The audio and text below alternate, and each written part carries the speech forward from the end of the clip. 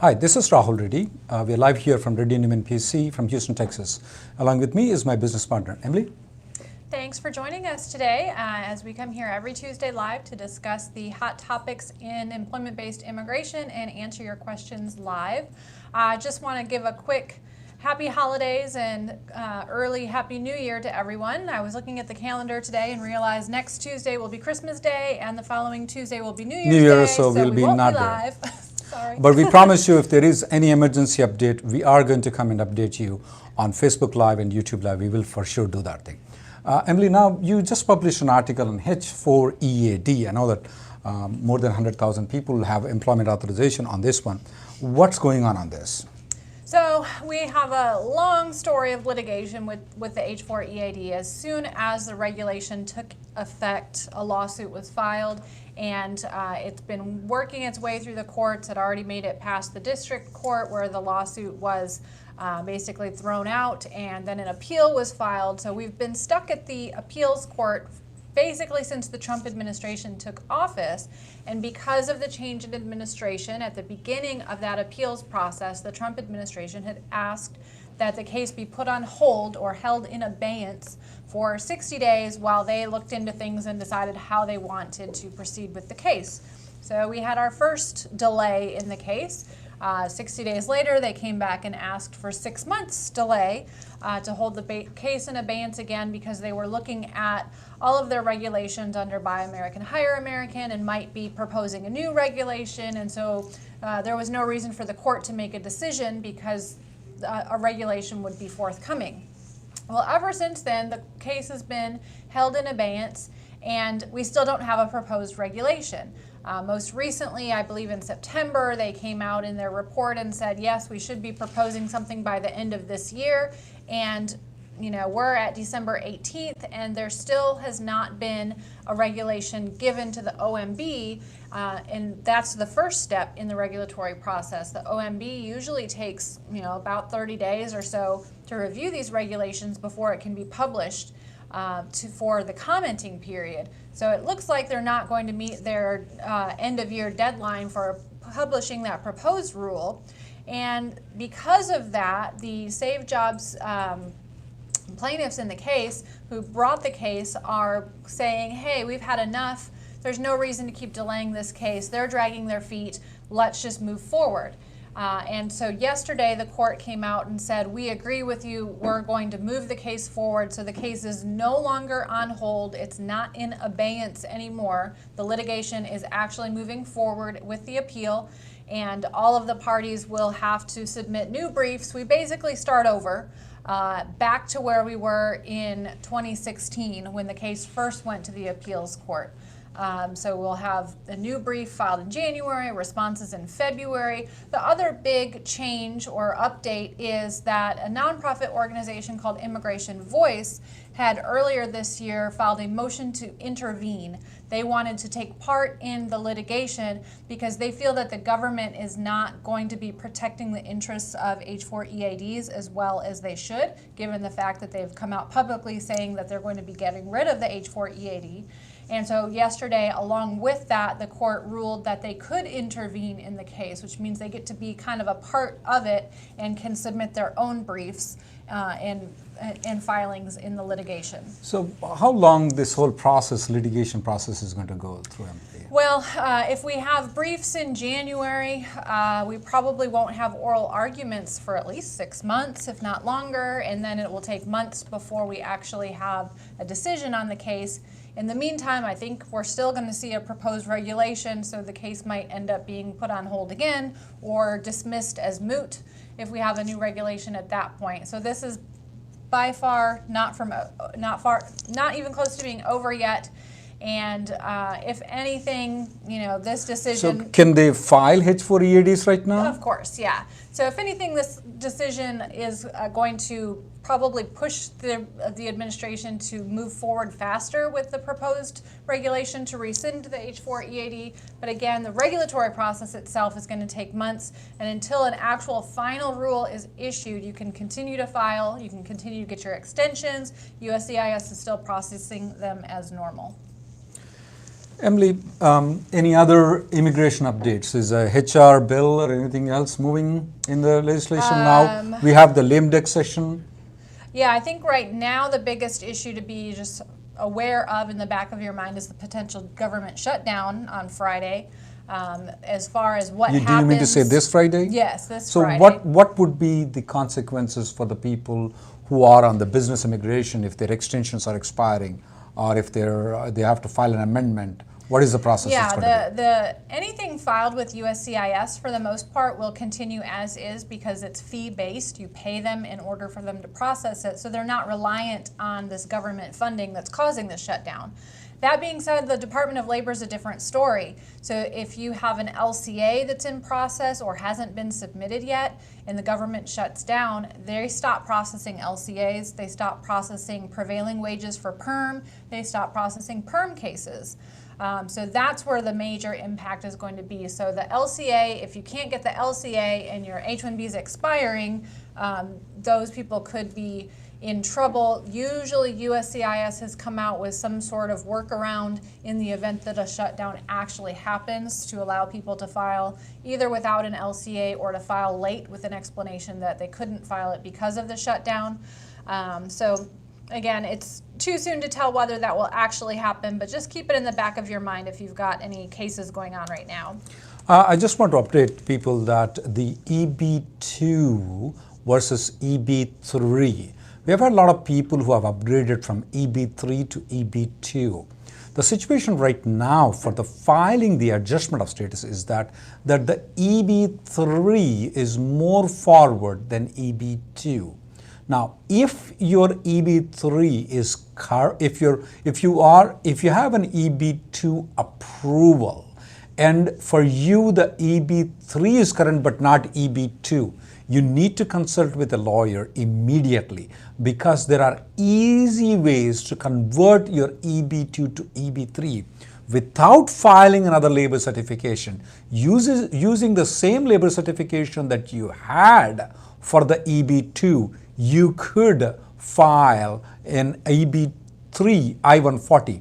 And at that time, when you file an EB3 I140, if your priority date falls into the category of up to April of 2010, then you could file an adjustment of status along with the I-140.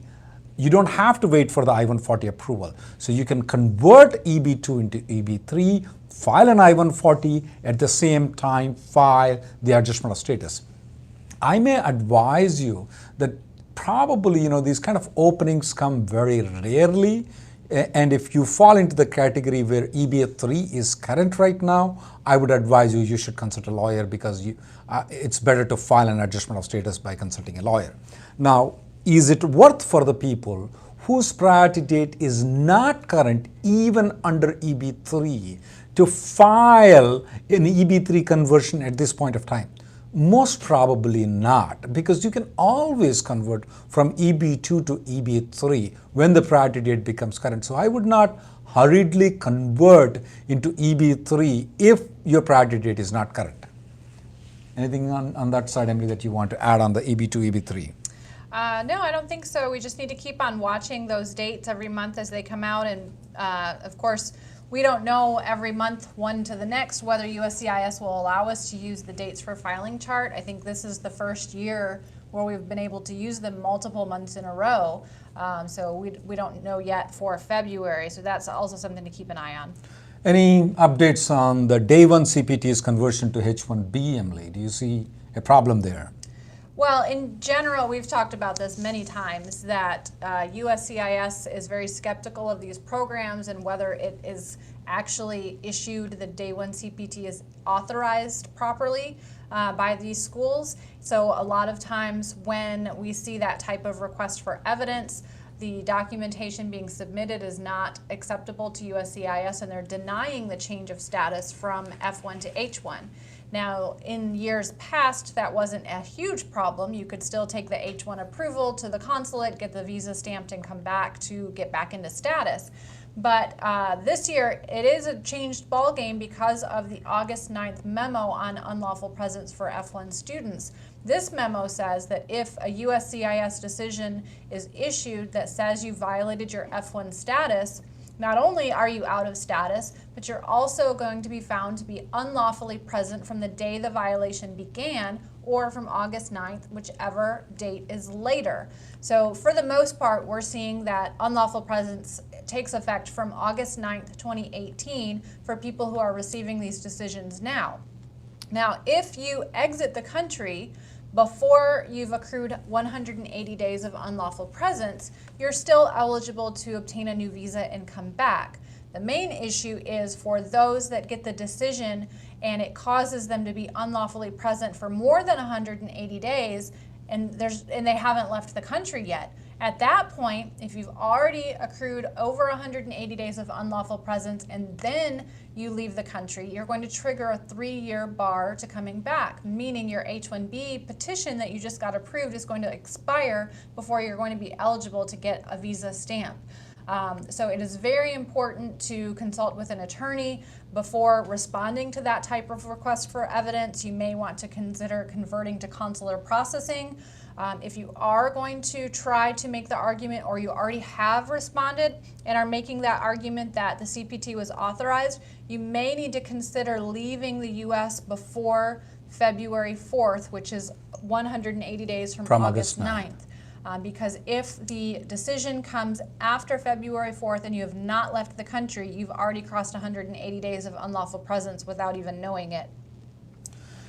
Emily, this fiasco of filing the H-1B in April of 2019 is becoming very complex for even us to understand, and now we have to make the audiences understood. If I were the person that I'm an employee and I am on F1 visa right now, and if I want to file the H-1B in the new quota, what do I do? Do I file it just like the way the previous times we file on the April 1st week and they conduct the lottery?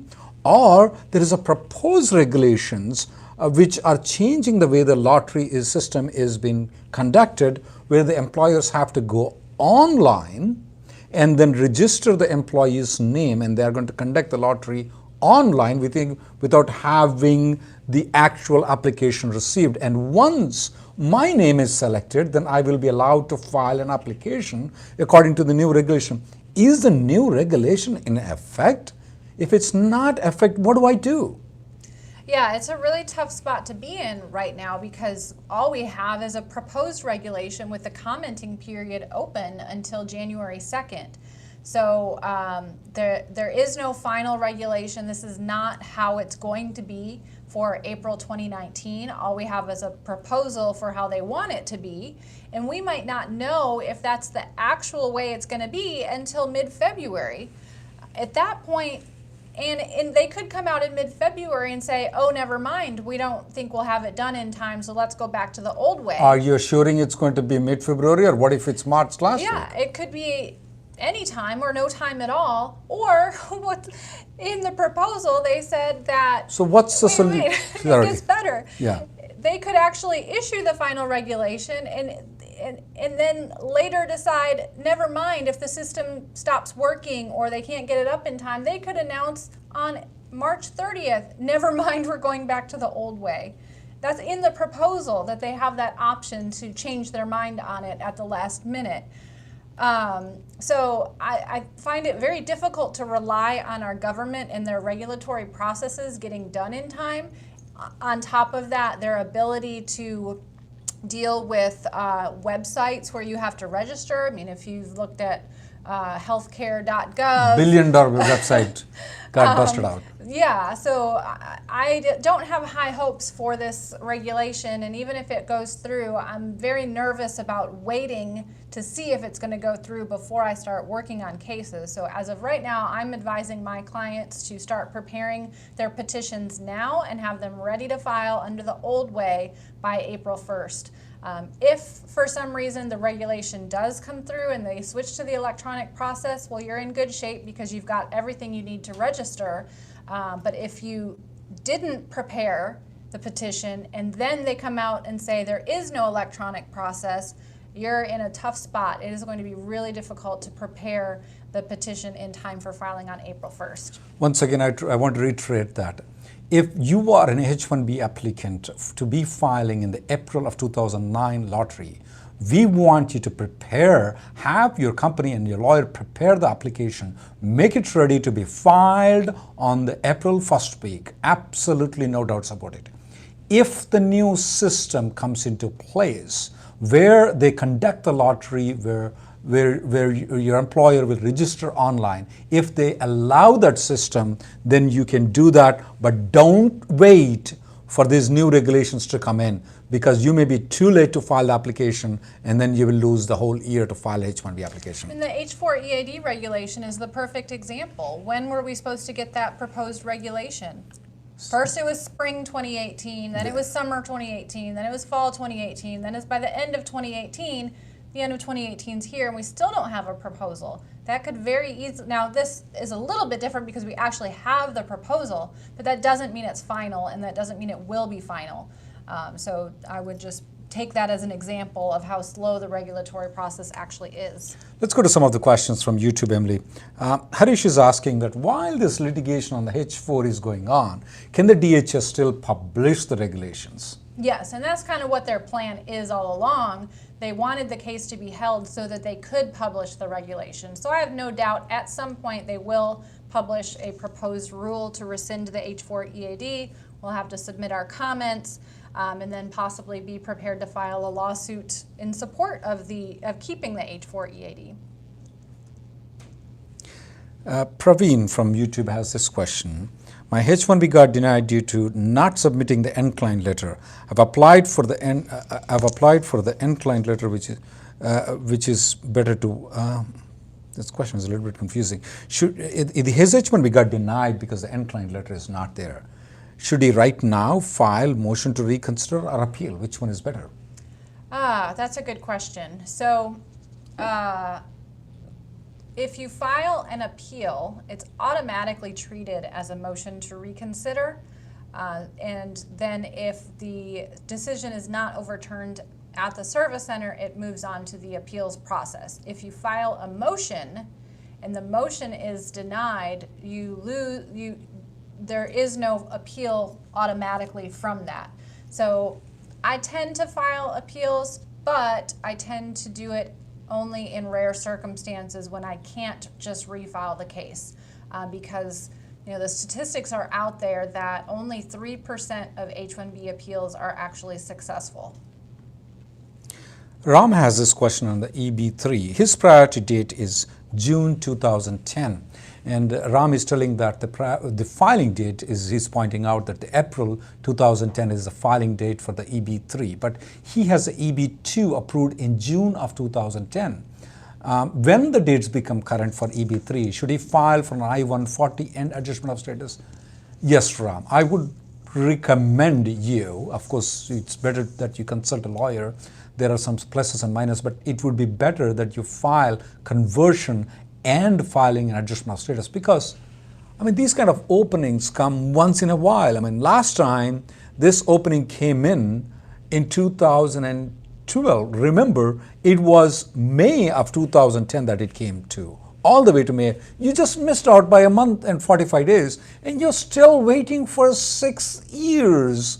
6.5 years to be exact, actually, and you still could not file the adjustment of status because you are in June 2010. Had it been May 2010, April 2010, you could have filed. So if it moves to June 2010, if I were you, I would strongly consult a lawyer and probably file an EB3 I140 and adjustment of status, because God knows when the next opening will come for you if you miss that opportunity. All right, Deal asks, he or she has a STEM OPT getting ready to expire in February 2019. Is it possible to switch to an H-1B cap exempt if I'm going to be hired by a nonprofit? Assuming the nonprofit qualifies as the cap exempt, absolutely. And if for some reason you file the change of status and it's not yet approved by the time your STEM OPT is expiring, you have to stop working until it gets approved, because you need the H-1B to be approved in order to continue working. So just keep that in the back of your mind. But yes, that can absolutely be done. Ashok has this question that there is a query, administrative query on the H4 stamping, and in the last update was January 30th, and he needs his family here. That looks very odd that the H4, there is an administrative processing on the H4, and then it's been pending for January. You definitely need to consult a lawyer because that's very odd. One is that H4 typically don't get into administrative hearings that much as the H1s and other visas do. But if it is pending from January, I think so that's a long time. You need to consult a lawyer. All right, Chandran asks, if the H-1B is denied and I've returned to my home country, if I reapply for the H-1B, what's the probability of approval? Well, it's impossible to answer that question because we don't know what the reason for the denial was, and we don't know if you are providing additional documents or information or making any changes. Is he applying with the same company? Right, okay. Yeah, we don't know. So it totally depends on what new petition is being filed, but assuming that it's a properly filed petition that meets the specialty occupation requirement, has all of the right documents in it, and it gets approved, then yeah, you should be able to get the visa stamped and come back. Marapu has this question. I have 6 approved petitions, joined one company on the new quota. How USCIS knows which employer I'm working with? They won't until you file something else, a transfer extension. or a site visit is very possible at that point. The 6 H-1B applications and the 6 of them approved. I see there's a pattern here, Emily, is that they're approving these 6 petitions to tell to the Congress that we approved the 65,000 H-1Bs and probably we'll revoke this guy's H-1B because he filed all these applications.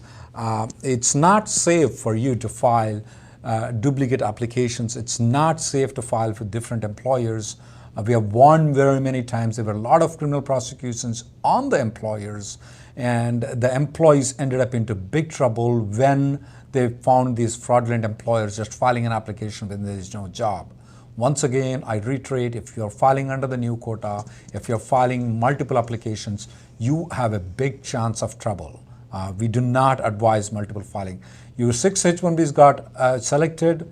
Some of those employers, we doubt very sincerely, might go into criminal prosecution, and that might affect you in the long run. So for all the other audiences, don't do that. All right, Santosh has a question about an H-1B transfer denial after the I-94 has expired. What are the options to stay in the country? Unfortunately, there really aren't any.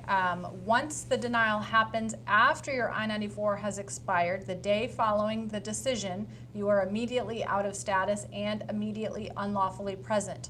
It's almost impossible to get back into status once that happens. So just by filing another transfer or refiling is not going to put you back into status unless there's some sort of extraordinary circumstances going on. How soon do you need to leave the country? There's no grace period, so you have to leave as soon as possible. In the future, we're expecting the NTA memo to be expanded to I-129 petitions, which means that if a denial of an I-129 occurs at the time your I-94 is expired, you would be issued an NTA to appear in deportation court if you've not left within 30 days. And it's also not possible to convert to any other type of visa while you're in the U.S. once you're in that situation. Anytime you file a change of status, you always have to document that you've maintained your current status. Once a denial happens after your I-94 expired, you're not in status and you're unlawfully present. They can't approve a change of status at that point. Rucha has this question that her husband is working for a contracting company, and then her husband got a job with the direct employer. Is it worth transferring to the employer, direct employer, instead of working through a contracting company? I would say that if I were the person who's working for a consulting company, and if I get an opportunity to move to the end client directly where there's no mediator, I would move. Because if you look at the pattern of the denials that are coming on the H-1Bs, most of them are because of the right to control, the specialty occupation they're unable to determine because the end client letter or the communication between the contractor or the end client is not able to articulate the same way what the USCIS want. So when you're working directly with the end client, I mean, you have one person communicating with the USCIS and there's no intermediary, your chances of the approval will be way higher comparatively. Eventually, I mean, eventually you will have to file an extension of your H-1B. So I would take the chance right now when I have the golden opportunity to join the end client, I would join the end client. Being an immigration lawyer, going through all these things every day, when I look into this one, I would join the end client. Obviously, there are other factors to be considered, what kind of job opportunity, specialty occupation. I will have the lawyer review all those things, but in general, I would join the end client. Yamini is considering a transfer on H-1B, and since there's no premium processing, wants to know how long it takes to get the receipt notice. It's about 10 days on average, and she also wants to know if she can upgrade to premium, assuming it becomes available in February. Absolutely, and I normally would recommend it. Well, so in other words, even if you file a normal H-1B application, when they start giving the premium processing, you can upgrade to the premium processing. Exactly. Brahm has a very interesting question on the EB2 to EB3 question. Let's say he converts from EB2 to EB3 and he starts using the EAD that comes out from EB3. Can he now, once the priority date becomes current to the EB2, can he now file the adjustment of status in under EB2? Now that becomes a very tough question. I would say that no, you cannot. Once you use the adjustment of status, you have given away, once you use the EAD in advance parole, you have given up the H-1B. It's going to be tough to convince the USCIS officer to move back to the EB2. It's not legally impossible, but the systems that the USCIS has does not allow it to move that easily from EB3 to EB2 again in the adjustment of status. So I would just stick with the EB3 if you get to that situation, because if you look into the Chinese nationals, the way that the EB3, EB2 is moving, I mean, sometimes EB3 moves forward, EB2 moves forward. It keeps changing very frequently. It is also expected that when it comes to the Indian nationals, that the EB3 and EB2 will keep moving up and down. What is the statement given by the Department of State? Remember that it's going to move up and down for Indian nationals, very similar to Mr. Opilmani?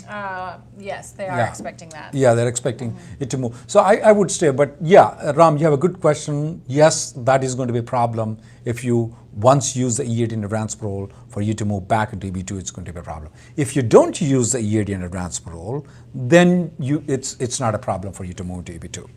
Ramanuj has an interesting question. He's got an amendment that's been pending since May, and now it's time to file for the extension. So he's filed the extension in Nebraska. Can he upgrade to premium?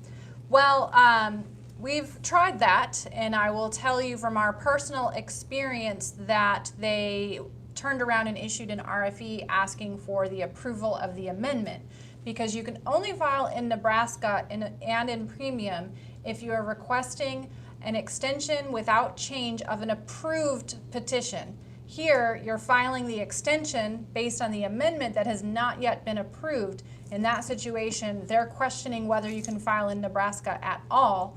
So that may be not a best situation. It might be better to wait for the amendment to be approved and then possibly upgrade. I know it's a tough situation to be in, but you're risking getting an RFE asking for the amendment approval. And if you can't provide it by the deadline, then you kind of may have wasted the premium processing. I'm going to go through quickly some of the questions from YouTube. Krishna has this, can the Trump administration cancel the existing EADs while Democrats' majority is in House? The H4 EAD is a regulation. He doesn't have to go to the parliament called Congress here. He can do it by the regulatory process. However, if you track back the way Trump administration did for the undocumented aliens, he didn't actually cancel the EAD for those people. What he said that the further extensions were not allowed for the DACA kids. Now that's, of course, it's in the courts and they're allowing him still to file the extensions for a long period of time after Trump said it. But in general, though, he didn't cancel the EADs. He said the further extensions are not going to be given. Now, we are expecting that he will show the same courtesy what he has shown the undocumented aliens to the H4 EADs. But I could be wrong, but that's how we project those things. Rajaswari has an extension pending more than 240 days, wants to know if you can stay in the U.S. and wait for the decision. Yes, you can. The 240-day rule is when your employment authorization ends. So you have to stop working at day 240, but you can continue to stay based on a period of authorized stay as long as that petition is pending. Sanesh Raj has this very interesting question that we discussed about it, Emily, on that. He has an I-140 EB3 approved. He has filed for I-485 and 1 year ago. It's more than 180 days that his I-485.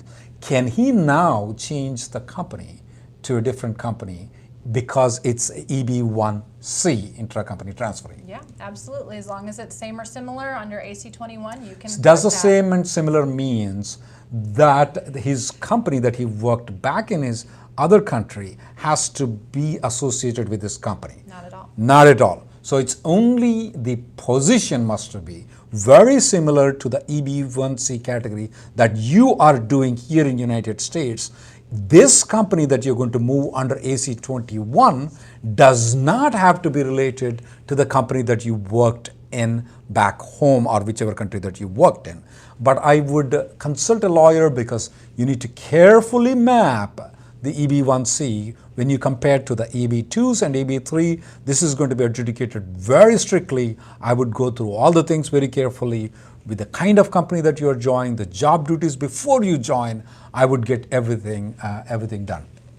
All right. Surgeon asks if downgrading from EB2 to EB3 is risky. I wouldn't say risky, but there are risks. There can be risks, and it really depends on the specifics of the case. In most cases, the risk is very low, but there are certain circumstances that could increase that risk. So definitely discuss with an attorney before you make that move. Madhu wants to know, what is specialty occupation? That is the question of the day, I think, with all of these requests for evidence and USCIS, how they're treating that. So what is a specialty occupation? It's a position that requires, or normally requires, at least a bachelor's degree in a specific field of study to do that job. So there are 4 ways to prove it. You can look at what does the industry require. Industry requires. That's based on. Industry must require specific degrees minimum requirement. I'll make a note. Keep going. So that's usually based on what's in the Occupational Outlook Handbook, which you can look up. It's publicly available to see what it says the education that's required for the job. Option 2 is to show that the particular position requires a degree normally, and that can be based on whether it's a unique or special position or based on the employer's normal hiring practices. If you can show that the employer normally requires that specific degree in a specific field of study in their past, that's helpful. Or you need to show that this particular position is so specialized or complex that it normally needs, the knowledge associated with that position is bachelor's degree level. So where people run into trouble is positions that require a bachelor's degree but can be in multiple fields. That's one big problem, and another is positions that don't always require a bachelor's degree. Some might require less. USCIS points out that some might not need a degree, and therefore they claim it's not a specialty occupation. And also the company that you are hiring must also require the specialty degree. Emily, even though there are 4 requirements to meet the specialty occupation, the regulations identify that we should meet one of the 4 requirements. But does the immigration is implementing that way? Well, when you get an approval, you never know which Which argument worked. So it's hard to say, but they sure act like you need to prove all four. All four, even though the regulation says you have to prove one out of the four, but they're asking all four to prove, and that's becoming a burdensome for immigration lawyers, for the clients, and for the employers to prove all 4 points to get to the H-1B.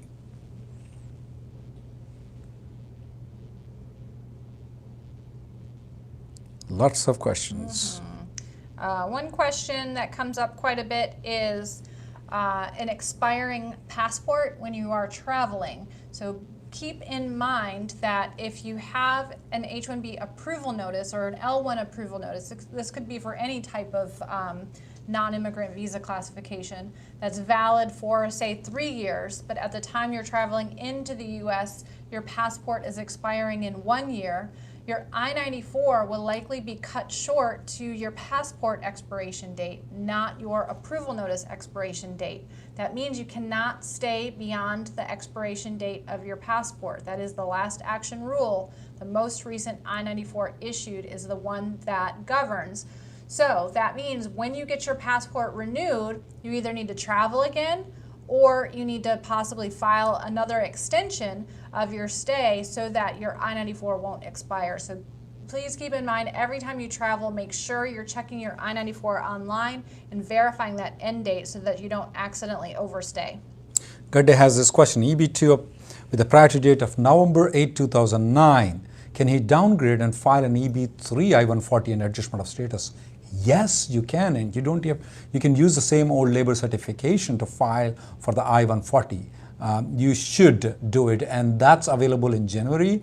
It may or may not be available in February, but it's available in January, so you should do it. You should contact the lawyer immediately. Rakesh from YouTube has this question. He has H-1B amendment pending, but his H-1B approval is still there with the previous end client. Can he go to his home country and get the stamping done while the amendment is pending? No, you cannot. Here is the reason why they most probably will deny. You got the H-1B approval with client A.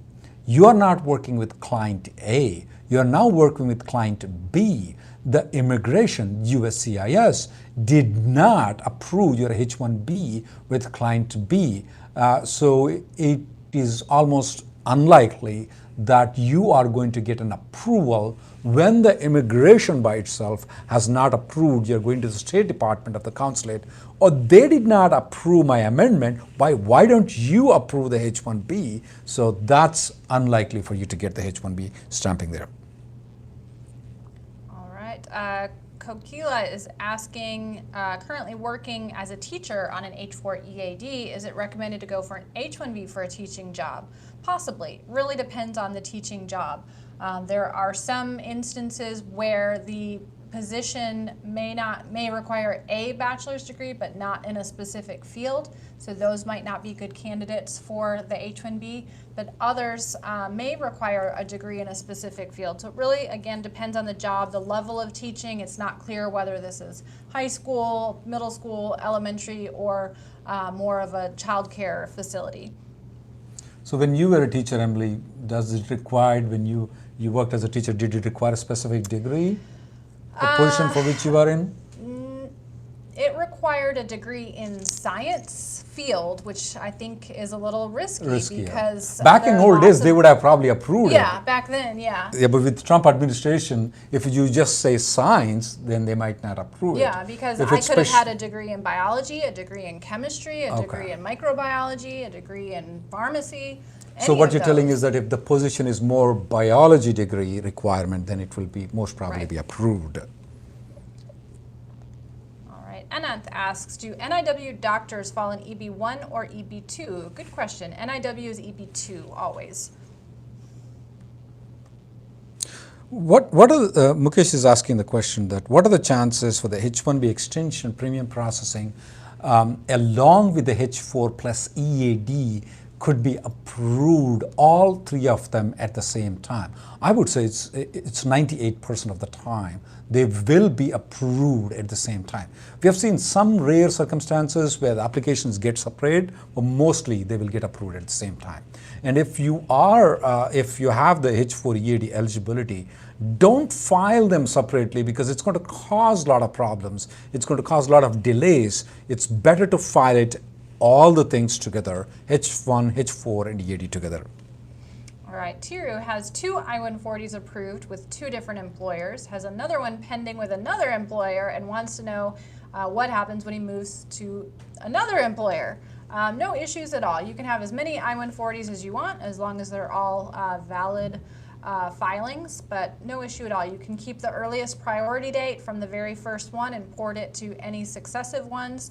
And you can use assuming that they have not withdrawn before January 17th of 2017 and it's been approved for more than 180 days, you can have as many as possible. But if your priority date is not coming very close, I wouldn't have all these I-140 approvals. They're not doing anything good for you, so just one is enough. The question comes very frequently, Emily, is right. If I have an I-140 approval with company A and it's been approved for more than 180 days and it's not been withdrawn before January 17th of 2018, January of 2017, when you move to company B, they can use the same I-140. When they move from company B to company C, company A's I-140 can be used not only to change to the company A, but also extend beyond 6 years. You can use the same I-140 to extend the H4 and H4 EADs. The only thing you cannot do is, if you eventually want to get the green card with those subsequent companies, then you might have to, you are required to file a labor and I-140. For those priority dates that are in 2015 or 2018, I mean, you're not going to get the current if you're international at this point of time. So I wouldn't bother keep on filing the I-140s. All right, Morale wants to know if people with a bachelor's degree that are not in IT but are working in an IT position will have difficulty with getting H-1B approvals even if they have experience. Yes. Even if you have an education plus experience evaluation that says your degree is equivalent to a degree in computer science or something related, they're still questioning the validity of the evaluation. There's very specific requirements for how the evaluation can qualify. They need to see whether the school gives life credit. They need to see that the registrar has issued a letter for this person and the dean of the school has issued a letter saying they're allowed to give these kind of evaluations. So yeah, it's not easy even with the proper evaluation. Suradi has this question. The H4 EAD is expiring in 2020. I'm applying for a transfer. Can I apply for the H4 plus EAD? Even though we have seen notice that the EADs should be filed within 120 days, especially for the H4 EADs. But when they are filed with the H1B, H4 and EAD, we haven't noticed that the USCIS going very strictly on filing within the 120-day period. So in your case, if your EAD is expiring in 2020, I will just file it. At the most, they will reject the EAD, which will not have any impact on the H1B or H4, but I've still not seen a rejection yet on that. What's the current processing time after an RFE response has been submitted? It's still normally 60 days. Sometimes they're a little faster, sometimes they're a little slower. It could be 90 days, 100 days, but that's kind of not normal. 60 days is pretty standard. Also, Parish is asking if his child's passport was renewed after his H4 approval and I-94 extension. Do we need to do anything? Are we supposed to notify DHS? No, you're not required to. Just when you file the next extension, you would submit that passport, or when you're entering, you would use that passport, but you don't have to proactively let them know that you got a new passport. Prasad has this question. What is this interfiling of EB2/EB3 and adjustment of status or 485? I think so. What you're using is concurrent filing instead of interfiling. So if the priority date is current, let's say either you are upgrading or you're downgrading and the priority date is current for you, when you file for the I-140, you can file the adjustment of status at the same time when you file for the I-140. You don't have to wait for your I-140 approval if your priority date is current. So if your priority date you're moving up or down and the date is current, I will file an I-140 adjustment of status at the same time. Lots of questions, Emily. Yeah, Bala asks, he's seen F1 students who are recently getting notice of intent to deny and then a denial of their H-1B even though they've gotten the STEM OPT approved, even if it was just a few months before. Are there any thoughts on this? Well, the notice of intent to deny generally is related to the petition itself, not necessarily the status. So even if someone received a STEM OPT approval, that doesn't mean they automatically qualify for an H-1B. So I'm not sure what the particular reason is for the notice of intent to deny that's being issued.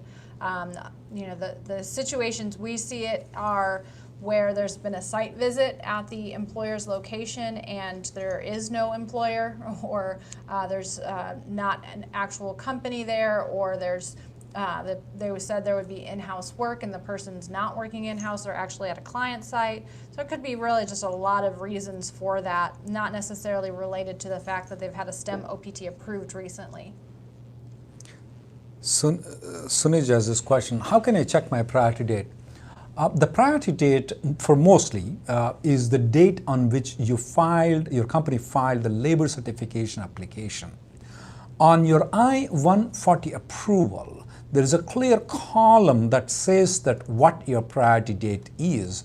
In the right side of the I-140, it will tell you whether it's an EB2 or EB3 category.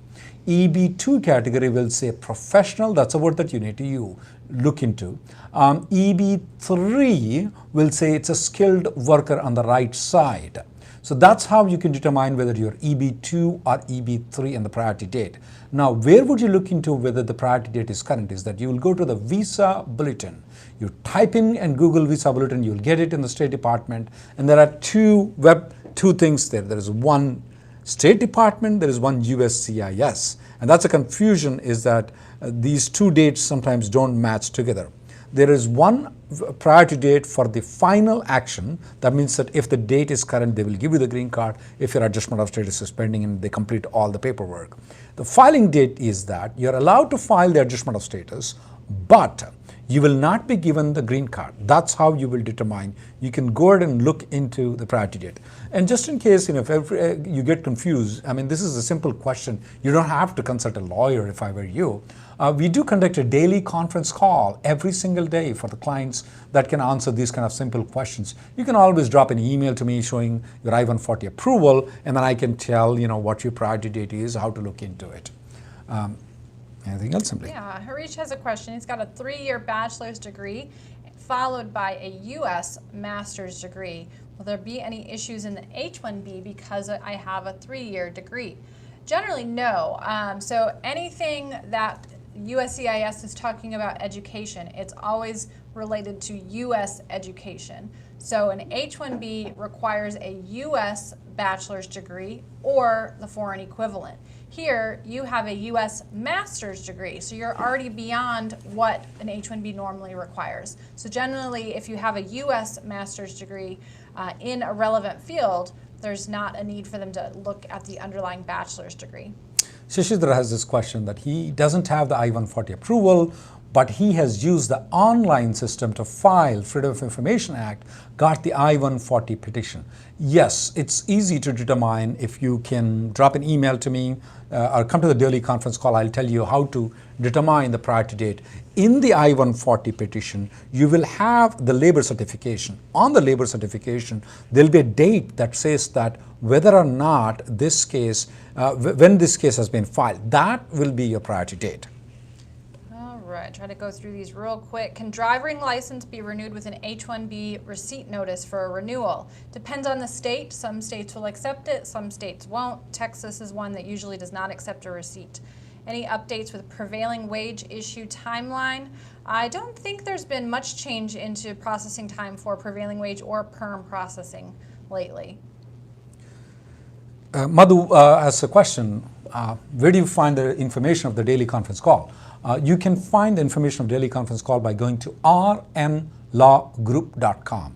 rnlawgroup.com. You'll find the daily conference call. We have different timings each day because when we used to put on the same time and people complain, I have a meeting every day at that time, so we have different timings on each day. Every day, Reddy and Neumann PC conducts a free conference call to every day, half an hour, we do conduct a free conference call. You can use that to come and ask the questions at any point of time.